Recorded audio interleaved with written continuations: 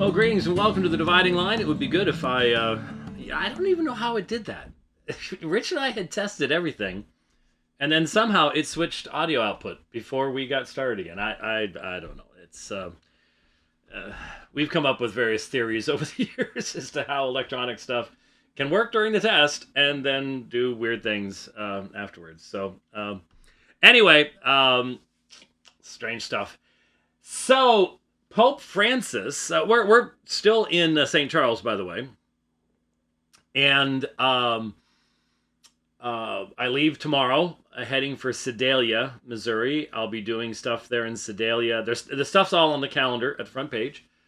Locations, times, stuff like that. On Wednesday night and Thursday night, and then I go to Kansas City, and we're doing stuff Friday night, Saturday night, I think, and Sunday, and then I start the trip home, and it's going to be a long trip home, in the sense that I'm trying to do it in big chunks, so there'll be long days. Long days in the saddle, but that's I've got to get back so we can see the Messiah with my grandkids, and I'm looking forward to that. Anyway, so for those of you wondering where we are, and it's actually, I can see blue sky. I mean, it's getting dark already here, but had a lot of rain over the past few days, and it's been windy and stuff like that. But that's the Midwest, I guess. A little bit different living in Arizona.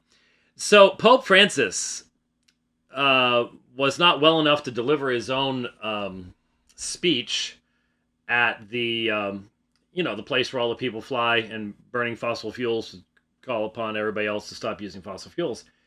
What's it called? COP28 is the thing. COP28. And we are told that Pope Francis has called for the elimination of fossil fuels in a historic speech to the UN.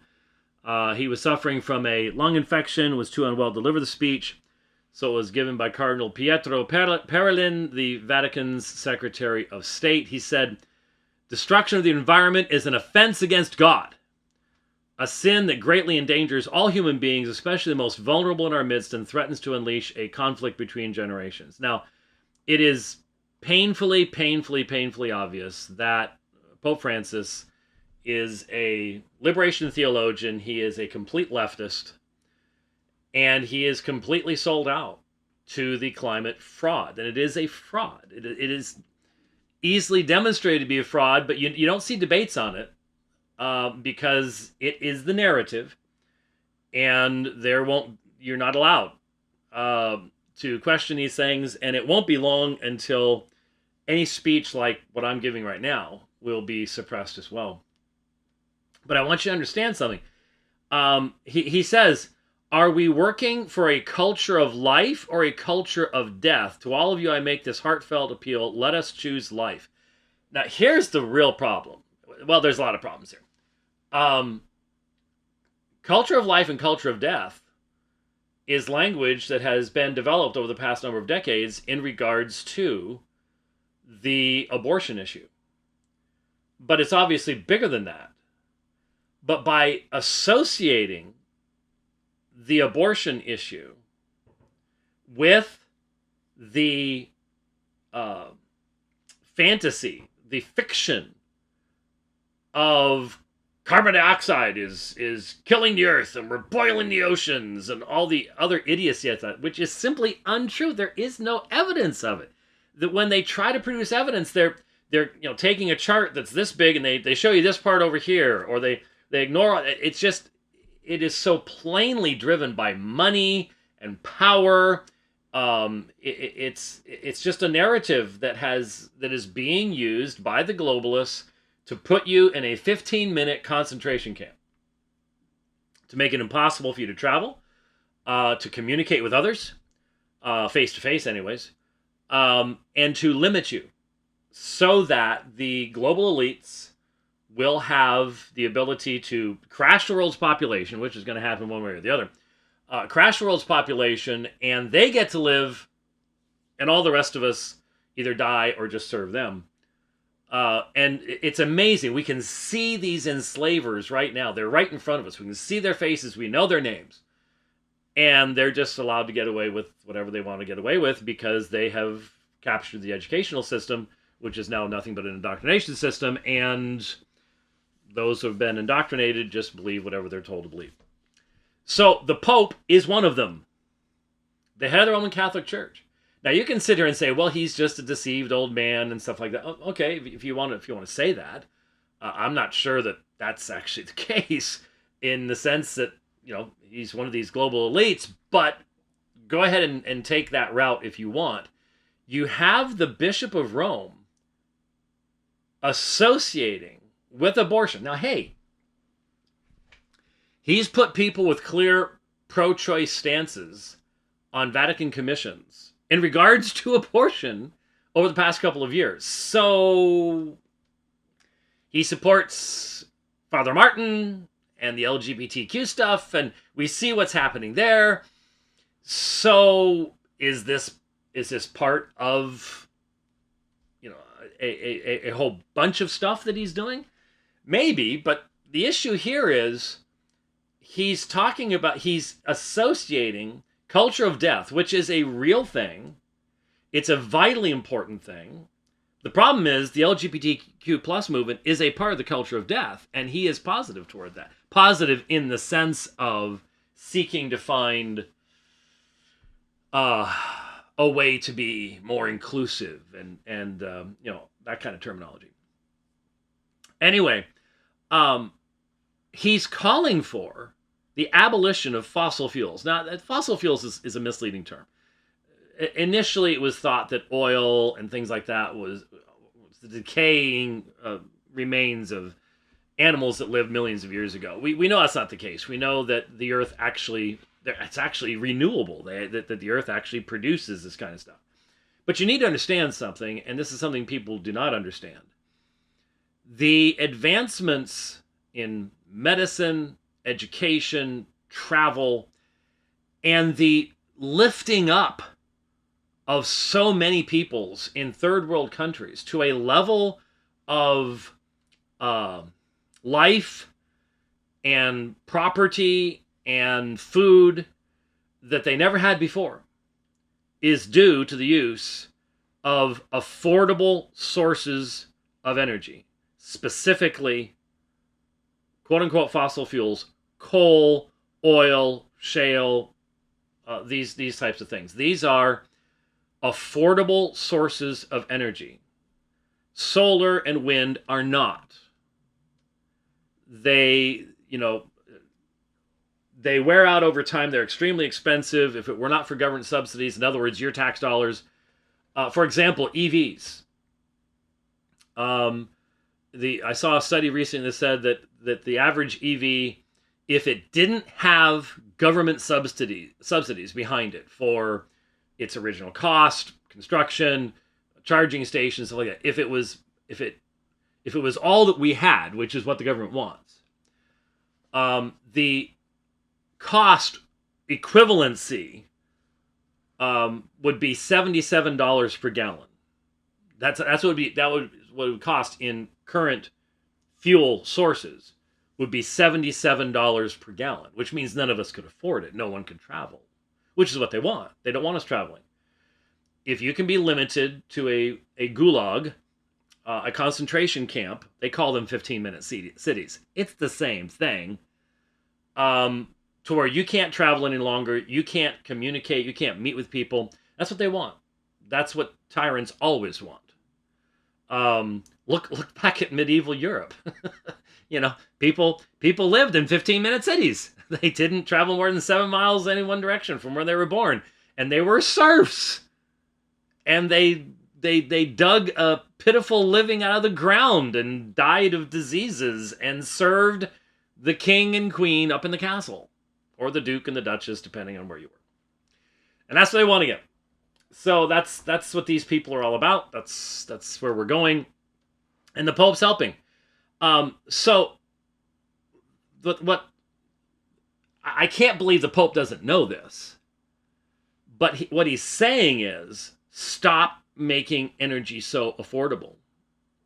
So who is most hurt by that? The very people he talks about all the time. The poor. How can he not know this? That what he is saying would fundamentally lead to the massive diminishment of the quality of life of the poor. He's talking, well, we need to learn how to, the Pope also called for a decisive acceleration in energy efficiency. Well, that's nice. Renewable sources, eliminating fossil fuels, and educating people to do without them. We just need to educate you to become our serfs, or just die, or live in abject poverty. But we have to save Mother Earth, and it's a sin if we don't. Now look, there's lots of Protestant leftist nutballs out there too. But this guy is supposed to be the infallible vicar of Christ on earth. Ah, this isn't theology. Oh, saying something is sinful isn't theology? I wonder how that works. But there you go. This COP28, we used to just laugh at this stuff because they'd frequently get snowed out. Just people couldn't get there because of how cold it was in places, and we just laughed. But we shouldn't have been laughing, because these people want us in gulags. They don't want me to have the freedom to travel around to these places and meet. No. I'm killing the planet. Well, no, I'm not. That's just an abject lie. But once it's established in law and you can't even question it any longer, what an effective way to lock everybody down. Now, speaking of which, I'm seeing a bunch of stuff online about people going into places and they're getting locked down, and it's coming again. And I've said over and over again, I know people are flying and doing their thing again, and here I am in my RV, and people are like, wow, you're really stupid. You could be flying around the world again. Yeah, I suppose, we could have spent a whole lot of money to build back up my access and all the rest of that kind of stuff. But I'm sitting here going, we didn't fix what happened in 2020 and 2021.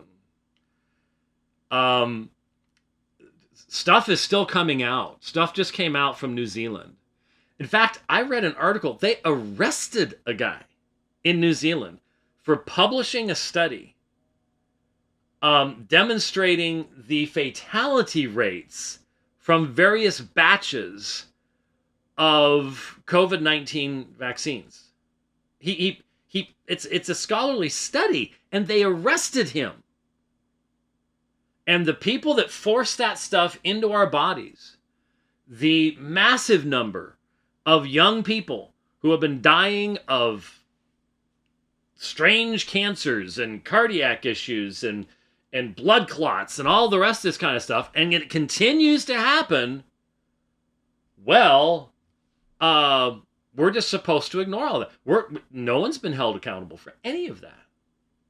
And they never will be. Not in this life. They will be.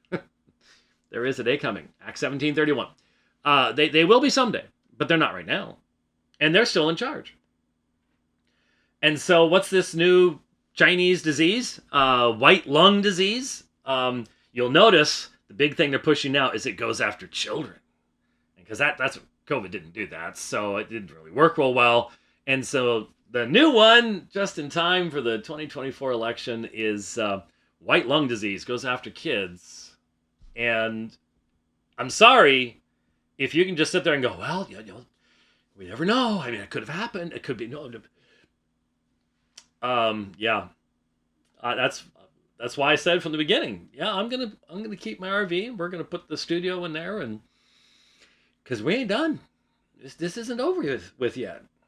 And I jokingly keep saying to the folks who are flying, okay, when you get locked down and when you can't get on that plane without that magic poison juice in your bloodstream, and all of a sudden you're looking at finding some other way of getting around, let me know.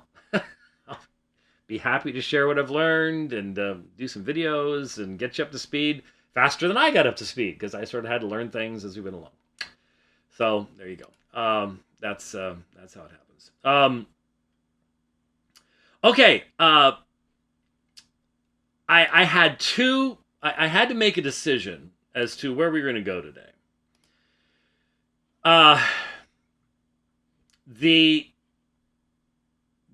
There are two topics, and so the idea being probably later in the week.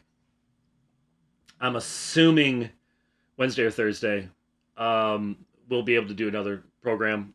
Tomorrow's gonna be a travel day, and maybe even do two. We'll see if I'm feeling up to it. Maybe we can.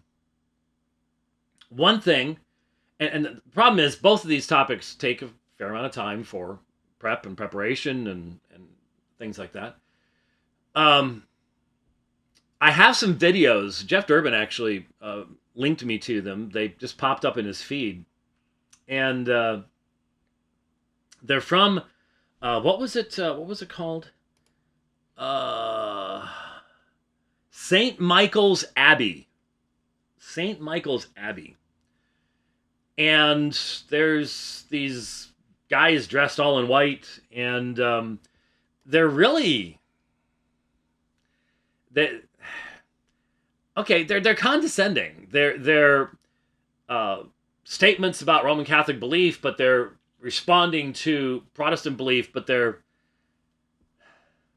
sort of arrogant. They just to put it bluntly, they don't show much knowledge of the other side, what the other side has to say. And one of the topics that is addressed at one point, this rather portly, looks like bishop type guy, is talking about how Jerome had utterly obliterated this heretic long ago about the perpetual virginity of Mary, and I'm sitting here going, okay, so we're talking about Helvidius. Vast majority of people have never read what Jerome wrote in response to Helvidius. Is one of his earlier works. There's actually interesting evidence that Jerome didn't continue to hold the position that he held when he was younger. Maybe mature reflection later on. Minimally, he made a few comments that make you go, I wonder if he's rethinking that at a later point in time. But there's just fascinating information that demonstrates that the perspective that Jerome presented just is indefensible. It really, honestly is indefensible. And yet it is what is repeated over and over and over and over and over and over and over again. And that's what just done in this video. Oh, Jerome answered that long ago, and we've just gone on from there. But the reality is, it's got a huge number of holes in it. And of course, they did the Luther and Calvin thing as if they were central in studying any of this kind of stuff. And so we'll try to get to some of that, because I think it's important. There's a lot of discussion of Roman Catholicism going on right now, and I think it's an important area to look at. But so what we're going to do in the rest of this program, the last 40 minutes we have here, is I have owed Jared Longshore a response to what he posted.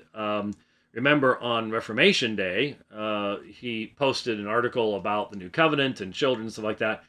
I responded to that on the dividing line, and then he wrote a response to that, and I think he recorded a response to that as well. I just have the written portion here. And I said at the time, well, there's a number of things I'm trying to get to and getting ready to leave right now, so it's sort of hard to catch up with everything. So, and it's now December, so if he does respond to me, he has to be really nice. If it was November, he could do whatever he wanted to do. If you don't get that, don't worry about it. So I want to look at some of the stuff in the time we have, and once again, when we're dealing with the issue of paedobaptism, and of course, this is in the context of, right now, the discussion of the Moscow mood and all the rest of this kind of stuff. And we've had a lot of back and forth. Remember last year, Chocolate Knox had a guy on that was literally blamed transgenderism on Baptists, and so I ended up on Cross Politic responding to that, and I did here on the Dividing Line, and at least in that context, you end up having conversations with many. Let's just be honest. When I criticize certain reformed names out there, most of the time they don't want to have that conversation. They're not going to allow a back and forth. And no matter what else you're going to say, at least when you're talking to the folks up in Moscow, they'll go, all right, let's talk about it. And let's talk about it without canceling the other side and without all the, calling councils and anathematizing and dragging up everything from history and everything else in the process. So you got to give credit where credit's due. And of course, they know where I stand, and that I'm not going to, sit back and go, oh, okay, fine, whatever. We'll just let that slide. Well, there's going to be a response. So, when we work through some of this stuff, the one of the main concerns I have, and I don't want this response to go this direction. Most of the time, this conversation bogs down and dies in the footnotes of the Reformed Orthodox from the 17th and 18th and 19th centuries, and I'll raise you a Witzius, and I'll give you a Turretin versus your Owen, and that's why most people in the pew don't end up overly edified by the conversation, is because they don't own Witzius or Owen or Turretin, or even when they read portions of these resources, they're left going, I thought this was written in English. and half the time the sentence will be a certain portion in English and a certain portion in Latin and a certain portion in some other language thrown in. And the edification of the church factor tends to be very low when the conversation is not focused upon Scripture. And I try to be consistent in this area. This, I would say, the exact same thing in regards to, well, for example, I haven't said this in the program, but I've said it to some other people. I intend to try to find the time, and again, I know February's coming, and it's only a matter of weeks away, literally a matter of days away, and I do not at all feel like I've made much progress in preparation for all the debate. It's not that I'm not thinking about them and thinking about what directions I want to go and stuff, but as far as collection of all the research that I want and things like that, I don't feel like I've made a lot of progress yet. So doing these other topics may not be all that wise, but I do want to do a review of Jacob Trotter's article from the Journal of Classical Theology, which if I'm thinking clearly, is a brand new thing. Maybe there's a lot of groups that use that phraseology, but I think this is a fairly new one, on inseparable operations, and talk about the difference between hard ISO and soft ISO. And the importance of the unity of the divine persons in the accomplishment of salvation, the working out of the divine decree, but at the same time, the danger of adopting a philosophical framework that then destroys the reality of the biblical revelation of the divine persons and their interaction with each other, and I think produces a sterile, just far from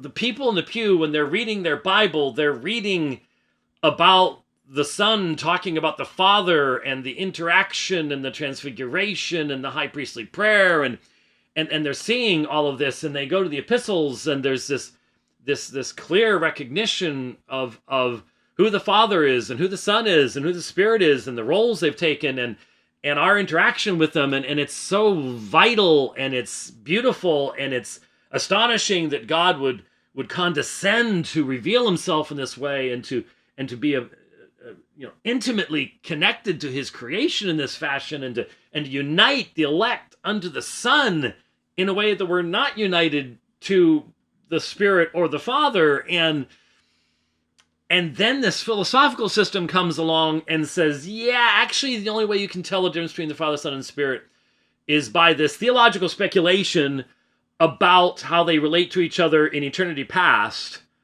And no, we can't show you any of this in Scripture whatsoever. And no, we can't show you that the apostles actually believe in this, or they would have even understood what we were talking about. But we're gonna say that this is the necessary thing to maintain orthodoxy and all the rest of it. And so, for years and years and years, I've felt that, and anybody who's read my book on the Trinity knows, I want people to love the Trinity. I want people to be enraptured by the revelation God has given to us. And when I see that being endangered by the rise of a academic philosophicalism, I'm gonna say something about it. And but I'm gonna do it on the basis of Scripture. That's what we've been doing for a long time.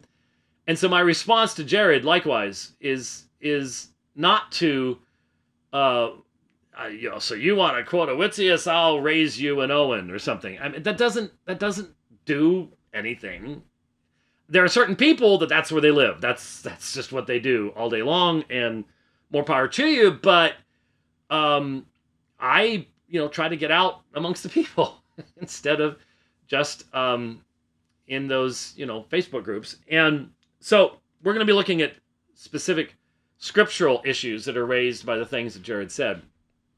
Like I said, I'm concerned about some of the stuff that's said, because I saw a link, and I went ahead and I eventually found it, where on CrossPolitic, Jared had made the statement, when a Christian husband and wife conceive a child, the church grows.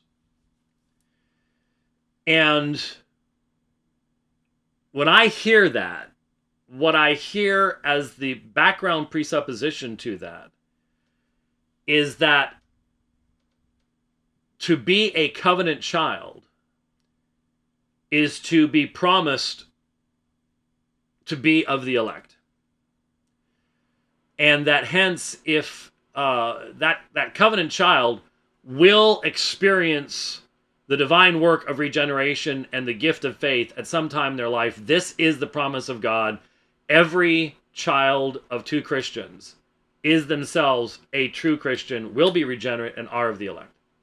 That doesn't mean that the elect is limited only to the offspring of Christians, but the idea, I think, for many people, is that is what becomes normative.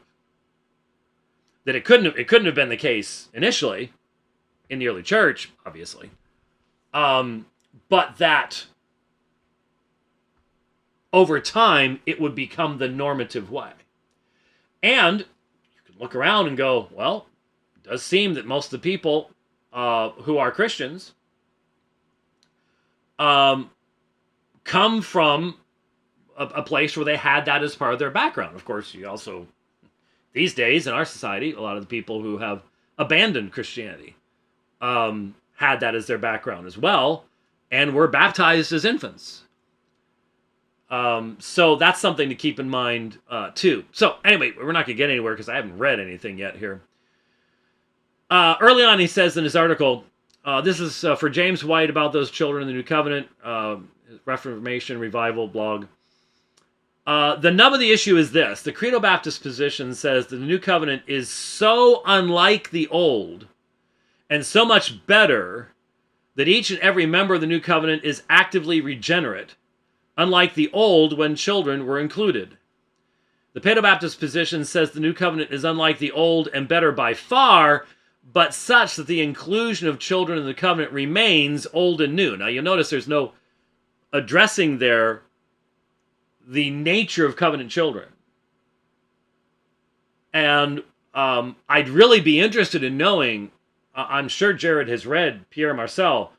Would Jared agree with the idea that Marcel expresses, that covenant children, because of their covenant nature, have the effect of original sin, in essence, canceled for them, so that they are almost like a new Adam.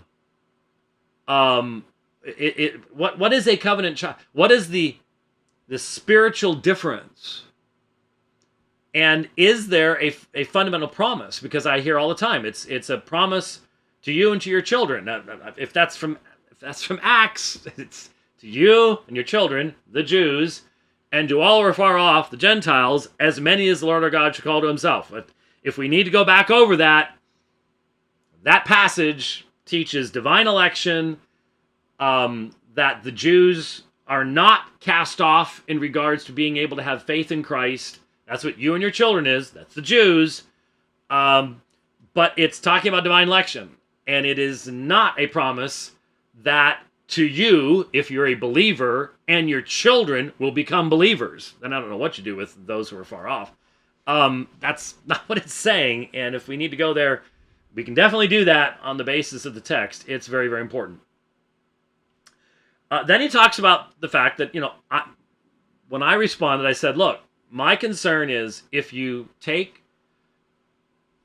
most of the Paedo-Baptist interpretations of Hebrews 8 and the nature of the new covenant, and the writer of Hebrews' utilization of Jeremiah 31 in Hebrews chapter 8 as a linchpin of his argument.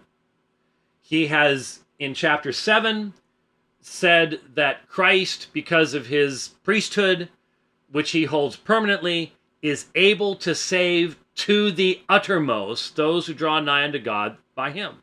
So he has demonstrated that in Christ we have something that the old priests did not have, and that hence the old priests could not save to the uttermost because they are hindered by death, whereas Christ is able to save the uttermost because he intercedes for a specific people, and his intercession is absolutely effective. Now, I would hope, so my argument is, Hebrews, it's an apologetic, there's nothing to go back to, and the supremacy of Christ, starting in chapter 1. This is Yahweh in human flesh. This is incarnational language. And then eventually the concept of the priesthood is brought in. The priesthood and Melchizedek and everything else comes together. So that by the time you get to chapter 8, you have those as backgrounds. You have these amazing things that have been done in Christ, who Christ is. These are the backgrounds. Now you have the mediatorial work, and then the proof that is provided by the writer from Jeremiah 31 is chapter 7, he is able to save Panteles, to the uttermost. Panteles. I have it. I was actually going to think about putting it up. We will maybe in a second. But if you want to take a look at it specifically in Hebrews 7:25, therefore he is able, dunatai, sudzine, to save eis ta panteles, completely those who draw nigh through him to God, because he ever lives to make intercession huper auton, for them specifically. So, the Hebrews 8, Jeremiah 31 citation is providing a Old Testament support for the assertion of the perfection of the work of the high priest, Jesus. And then, obviously, and this is the whole argument about the nature of the atonement, that atoning work is intimately connected with the intercessory work. And so what does this intercessory work, which results in the panteles, complete salvation of those who draw nigh unto God through him, who is he interceding for? It says he always lives to make intercession for them. There's a specific people here. These are the elect. And so there is perfect consistency that in the next chapter, when he provides this extensive quotation from Jeremiah 31, that what you're going to see there is the perfection of Christ's work of atonement and intercession. What's the result of having a better mediator? What's the result of having a better high priest with better promises and a better covenant? Well, the assertion is made in Hebrews 7, perfection of salvation. Because he continues forever, holds his priesthood permanently, he is able to save forever, to completion, a certain people, because he always lives to make intercession for them. So, I would argue that when I'm looking at Hebrews chapter 8, I'm not walking into this going, well, okay, it's time for the Beato baptism argument again. No. That's not where the writer of the Hebrews is. But what he is doing is he has made an assertion in chapter 7, he's backing it up in 8, and then he's going to say in chapter 9, he has obtained eternal salvation.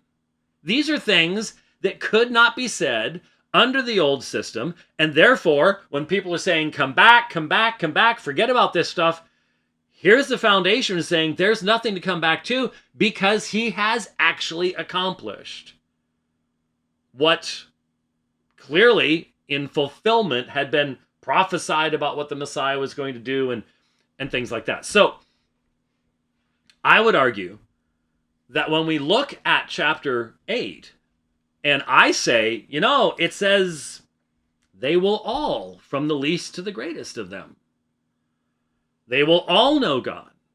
Their sins have been forgiven. This is the scriptural foundation for the assertion was made in chapter 7. And if we go, well, but that doesn't mean they're all regenerate. that doesn't mean that they all really know God. It's just that more of them do.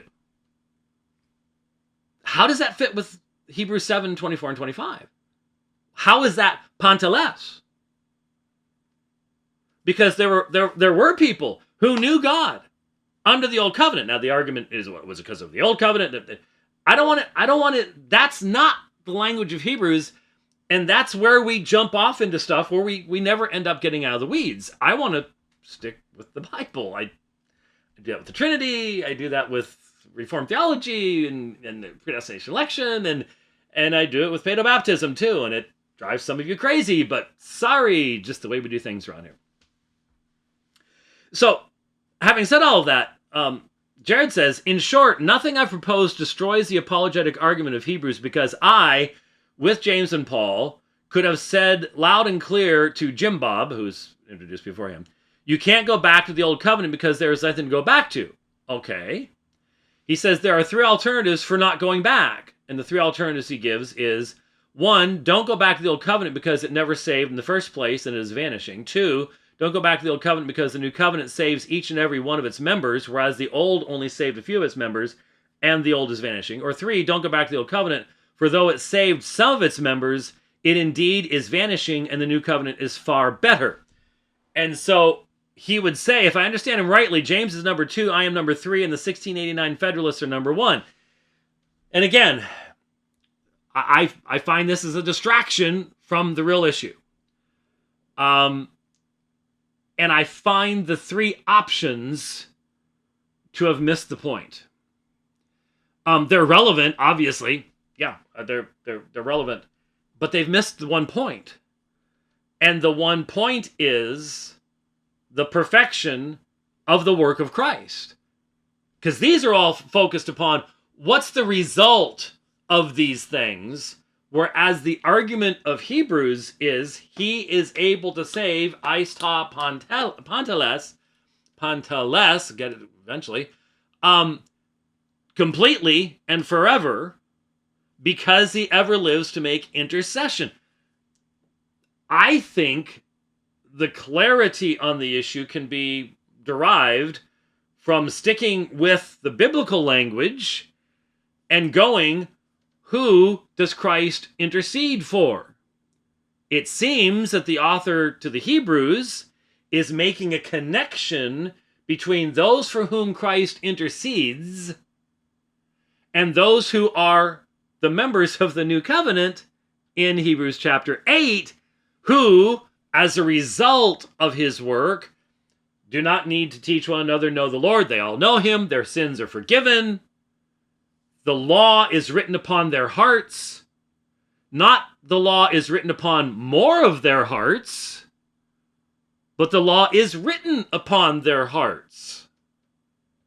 That's a fulfillment of this new covenant with the better promises and the better mediator who is interceding for a specific people.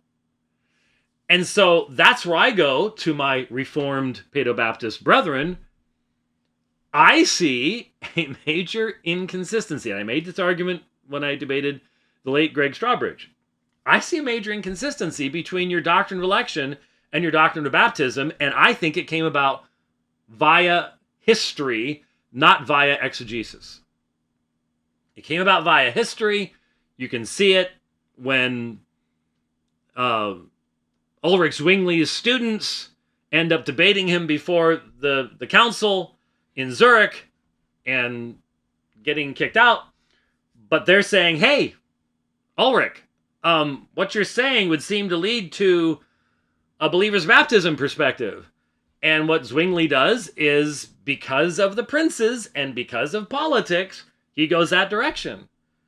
And I would argue, whether you go with Bullinger or Calvin as first people, whether you go to even an Anabaptist, the point is that at that point in time, the reason for the development of the covenantal view of paedobaptism that is now held with modifications by various people and with a spectrum, let's be honest, a spectrum that goes all the way into sacerdotalism.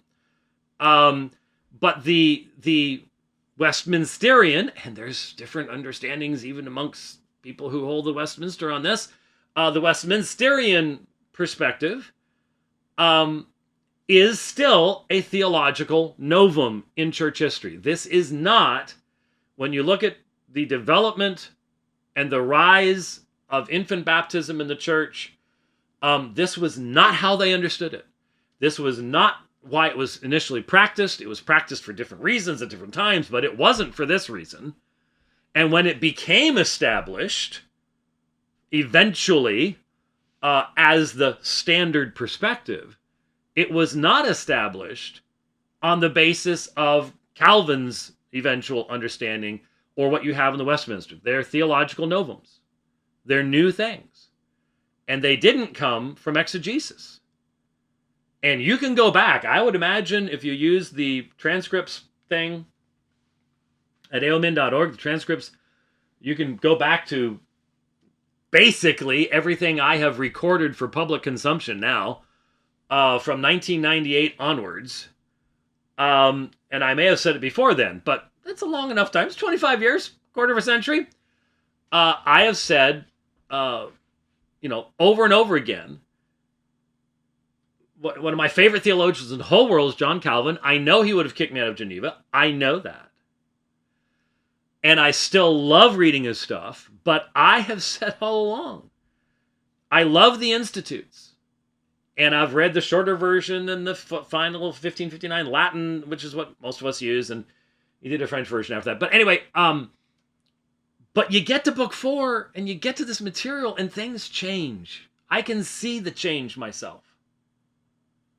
And so I greatly respect a man that I think was influenced by his times and influenced by these sources, and that's where it came from. So for me, this is about consistency of exegesis. And for us Reformed folks, I believe that who we baptize should be impacted, and why we baptize should be impacted by what we believe about the atonement and about the intercessory work of Christ. They are not something over here and something over here. We should be able to bring those things together and find a consistency. And I'm simply suggesting to you that from what I see, aside from the variations that I see amongst Presbyterians, the idea of the covenant child is the covenant child interceded for in the new covenant.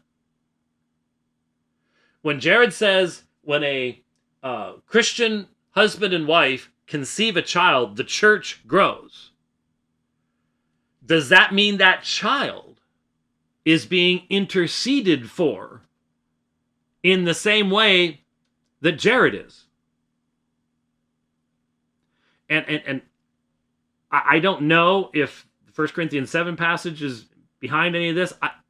I honestly say to my Reformed Paedo-Baptist brethren, if a liberal like Paul K. Jewett could put the standard Paedo-Baptist interpretation of 1 Corinthians chapter 7 through the paper shredder, the wood chipper. Let's go big. Paper shredders are small.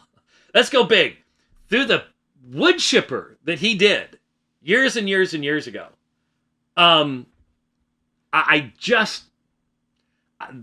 is one argument that every time I really have to go, oh Lord, give me patience, because I just can't believe that people who can argue with such clarity on election and predestination and the glories of the sovereign eternal decree of God could then turn to a section where Paul's answering questions about mixed marriages because the gospel's going out and sometimes God didn't save the other person in the marriage. It's about mixed marriages, and it's about the fact that your children are still your children. They are holy. They're not regenerated, and they're not turned into covenant members or something. That's not even what he's talking about. It's just astonishing to me that people go there with that passage. And I don't think we've ever actually walked through Jewett's argument. But maybe I'm wrong. Maybe I need to take a look at it. I need to take a look at the transcripts page and see if we haven't done that at some point. I know that I have in some context. I don't know if it was on the dividing line, but I'll have to take a look. I don't know. Wow, it must be a little nippy outside because I think for the first time ever during the dividing line, even though I have a space heater on over there, which I shouldn't have on now I think about it because it's popped this circuit a few times. But I think the propane heat in the unit here, which is highly effective, is about to kick on. So you might hear something in the background. And it's set at 57. So I'm rather comfortable in this Coogee. It's a thick one too. So it is, my hands are a little bit on the cold side. But yeah, it's life outside of Phoenix. It's different. Anyway, so if you hear that, don't worry about it. All right. I continue on here because I haven't even gotten to his responses yet. And we've covered a lot of stuff already. But he says, but I would simply point out that the central apologetic argument is intact. There's no going back to the old covenant because there's nothing to go back to. As Paul writes, in speaking of a new covenant, he makes the first one obsolete, was becoming obsolete and growing old is ready to vanish away. Okay, all right. But my argument is he quotes Hebrews 8. It's between 7:24 and 25 and 9:10 through 11, where he's making the assertion that it is Christ who has obtained eternal redemption.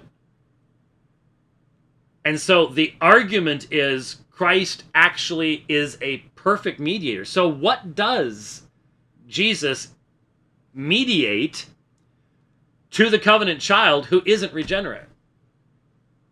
What is it that is mediated? And like I said, I've had Presbyterian brothers before say he mediates wrath, and I just go.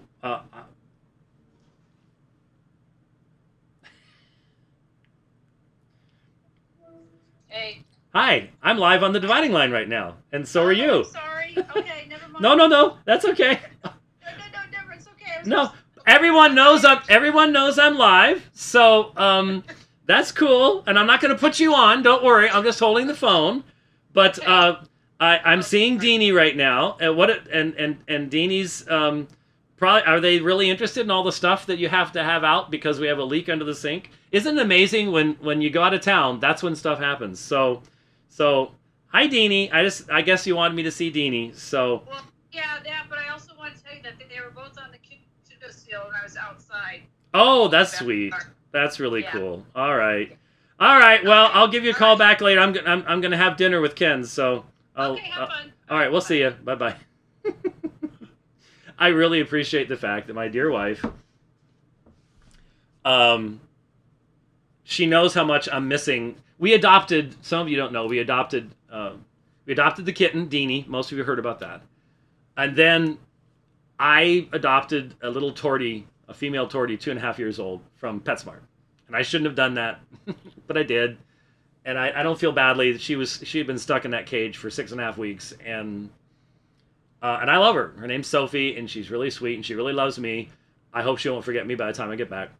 But she takes the time to do FaceTime with me, so I can see the kitties, and I can talk to them, and maybe they'll hear my voice and stuff like that.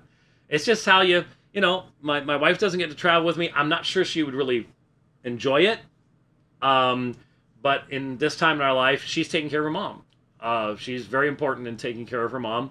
She only lives about 9 miles from us. And so Kelly knows everything about every doctor in Sun City now, which may be good for us in a few years. just already ready to go. But I really appreciate that. And she didn't know I was doing the dividing line right now. So we just did a live, and I got to see Deanie. He's getting huge. I mean, he doesn't look much like a kitten anymore. He's almost 6 months old now. So anyhow, we can go a few minutes late if I have to make up for that. Right in the middle of that important conversation about Reformed theology. Oh, hi, dear. How are you?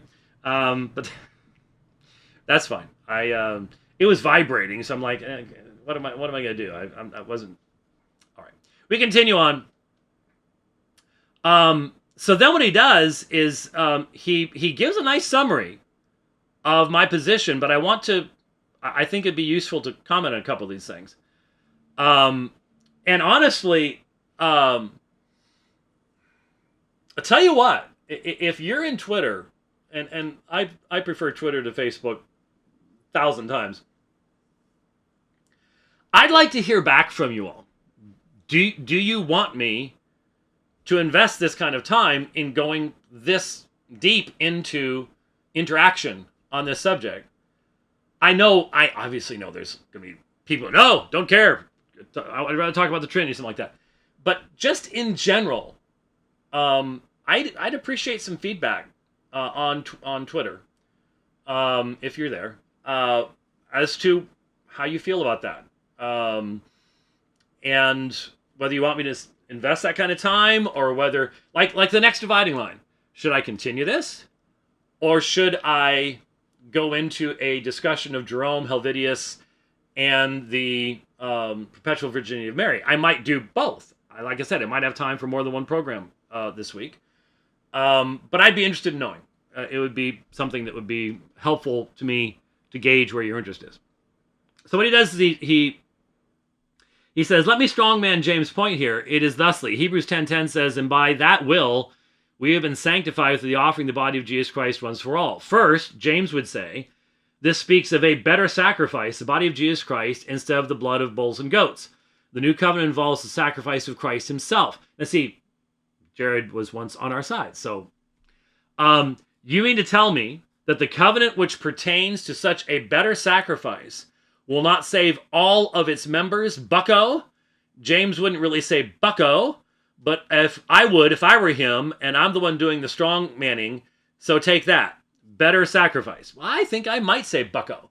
I might say to him in a debate, so do you really believe, bucko, But you see, what I would say is this better sacrifice is connected to the intercession that Christ makes before the Father. And so this is plainly about the elect of God. And so one of my questions would be to Jared, bucko, are all children that are conceived by a Christian husband and wife of the elect? Is that an argument that you would actually make? That no Christian couple has ever had a child that would die outside of Christ? Because if you're going to say that, you're going to basically have to say then there's been a whole lot of people who thought they were Christians who weren't. We could look at Old Testament examples, but I would just okay. Let's just answer that question: are all Christian children conceived by a Christian husband and wife of the elect? Because my argument is Christ intercedes only for his people. Trinitarian harmony in the gospel. The Father elects, the Son dies for, they're united to him, so he dies for them, he intercedes for them before the Father, which is involved with their, his mere presence before the Father as their representative is the substance of that intercession. It's the finished nature of his work. And then the Father and the Son send the Spirit to regenerate specifically those elect people at the time that the decree of God says that's going to happen. Perfect harmony, Father, Son, and Spirit in the salvation of the elect. So that makes sense in my position. There is consistency in who Christ intercedes for.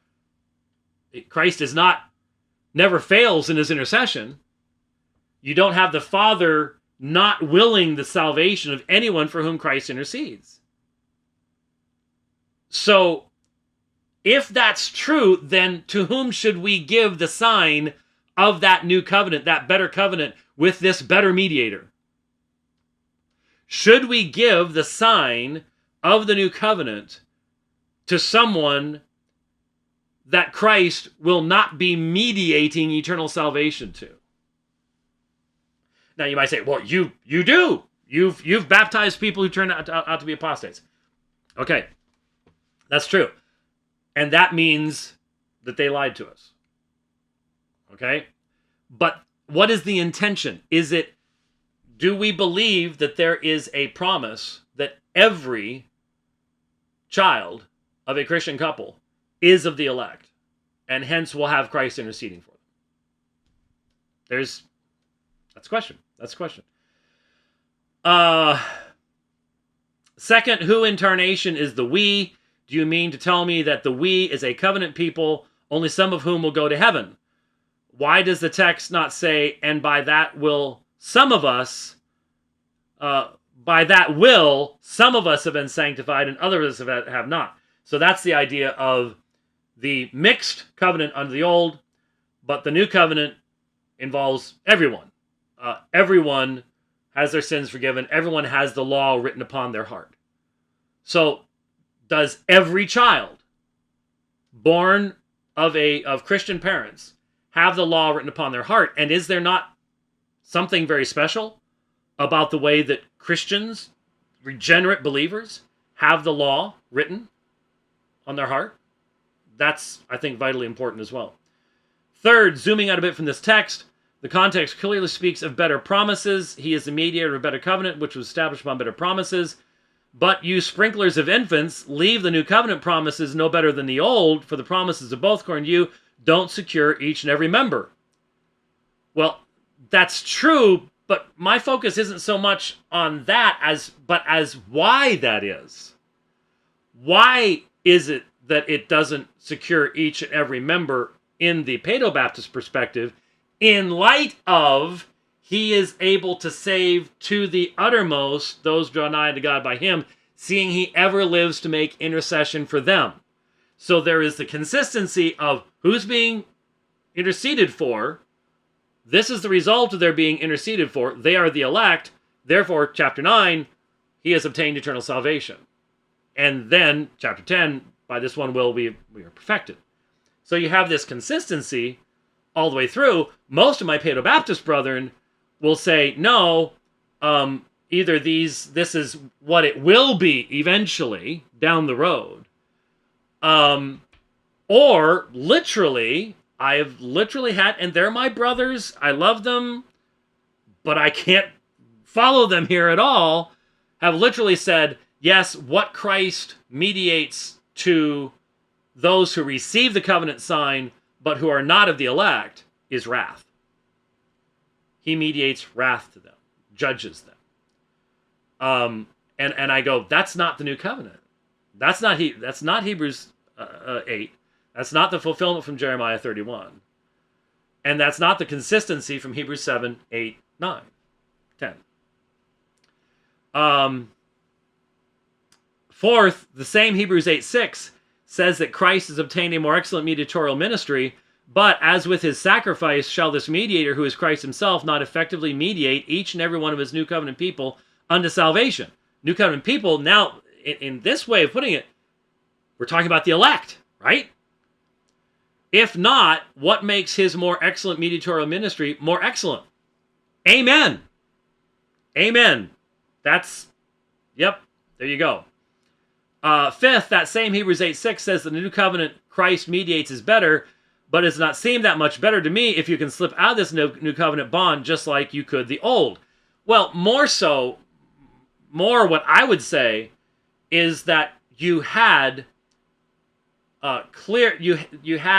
clear covenant sign bearers who clearly did not have circumcised hearts. So they bore the external sign that had to do with their being part of a ethnos. And what you have with the new covenant is you have spiritual circumcision. You have the law being written upon the heart. The very thing that happened under the old, but it was not the universal experience under the old. And that's what they were being told to come back to. And the point of the new is, why go back to that? Because the better promises, better mediator is all wrapped up in this Hebrews chapter 1, where in verses 10 through 12, Psalm 102, 25 through 27 is quoted, it's Yahweh, the unchangeable God, who has become flesh. That's why it has to be so much better. Not just in, oh yeah, it's really nice. It's much better. No, it is better in that it is, he by this one will he has perfected. That's where the issue is. So last thing that we'll have time to do here. By way of summary, the apologetic argument, according to James, as I understand him, is not merely that you should not go back to the old covenant, but there is nothing to go back to. But it is also that you should not go back to the old covenant because the new covenant sacrifice is better, sanctifying each and every member. 1, the new covenant people are better, each and every one of them being actively regenerate. 2, the new covenant promises are better, ensuring the active regeneration of each and every member. 3, the new covenant mediatorial ministry is better, ensuring that Christ mediates such that each and every new covenant member goes to heaven because they are united with him. And 4, and the new covenant itself is better, it being designed as a bond that cannot be unbounded by a single new covenant member because of the decree of God for the elect. The elect who are united with Christ.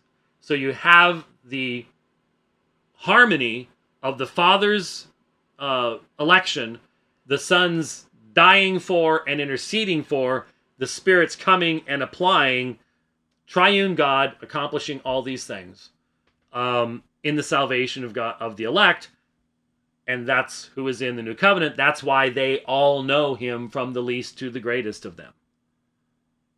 That's what election is, and that's what the Spirit accomplishes. So there you go. And then his reply begins after that. I have lots of colorful stuff noted here to get into, and we'll see if we do that in the next program or the program thereafter. We'll see. But I have it here, and we'll be able to pick up at that particular point. And again, I just hope that this kind of stuff is useful, and that you want to get into this area of conversation, discussion, and that it's being done between Christians, please. I enjoy this kind of conversation. I mean, it can't go on forever. It just keeps getting longer and longer and longer. And I enjoy bringing other people into it. And it just seems to me that, especially amongst us Reformed, this should be something that we are able to do and willing to do without anger and vitriol and cancellation and all the stuff that comes along with it. But that just isn't my experience with a lot of people in Reformdom these days, especially if you start talking about someone named Thomas Aquinas, or you start talking about hard simplicity, soft simplicity, hard ISO, soft ISO. It just seems like certain people, man, we're just going to cancel you. We're just going to tell people you're not Orthodox anymore, or you never were, or you're just ignorant and stuff like that. It's sort of sad, but that's how that goes. Anyway, thanks for watching The Dividing Line. Travel day tomorrow. Pray for traveling mercies. And we'll see you next time.